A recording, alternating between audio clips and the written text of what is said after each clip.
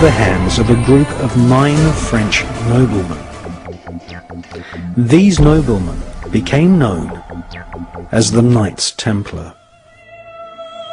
The word cabal, meaning a group who conspire together, comes from the word Kabbalah. One such cabal, who were to later inspire a whole armada of black magic cults and Freemasonry, were the so-called Knights Templar. They laughingly called themselves the Poor Knights of Christ, but these men were far from poor.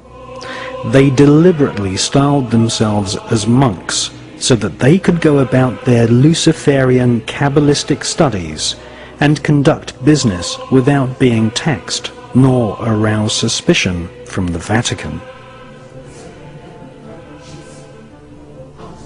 The Kabbalistic higher secrets of ritual sodomy, the evil eye, chanting incantations, necromancy, blood sacrifice, and invoking the fallen angels in service to Lucifer fascinated the French Knights Templar.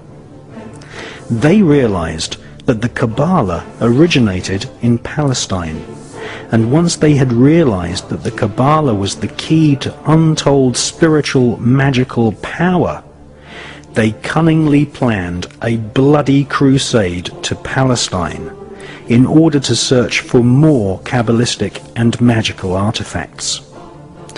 They eventually discovered and looted the Temple of Solomon. Solomon was a biblical magician king who is accredited with inspiring large parts of the corpus of works we now know as the Kabbalah.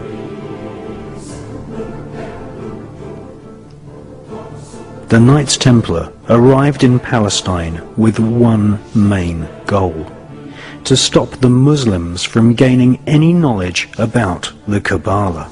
The Knights Templar, once they had discovered the magical teachings of the Kabbalah, were dedicated utterly to destroying its origins so that they might hold its secrets exclusively. After 200 years of Kabbalistic magic and bloodthirsty crusades, wantonly murdering children, women, and engaging in ritualized sodomy, the French Knights Templar were rounded up, tortured, and executed. Many confessions told of the Knights Templar monks ritually sodomizing each other, invoking evil spirits, and implanting these spirits into animals such as cats. Various black magic artifacts were confiscated from castles owned by the Knights Templar, including silver caskets containing desiccated heads and skulls. The Knights Templar referred to these heads as Baphomets. They were placed at the center of a round table. Templars would then conduct a séance invoking the spirit of Lucifer to speak through the head. The most damning information exposed them as anti-Christs. Several Knights Templar confessed that the image of Jesus was spat upon and trampled during Kabbalistic rituals, a satanic tradition which is still practiced to this day at lodges of the Ordo Templi Orientis, which was once headed by Aleister Crowley. Many Knights Templar bribed their way out of prison and escaped to Scotland and the Mediterranean island of Malta.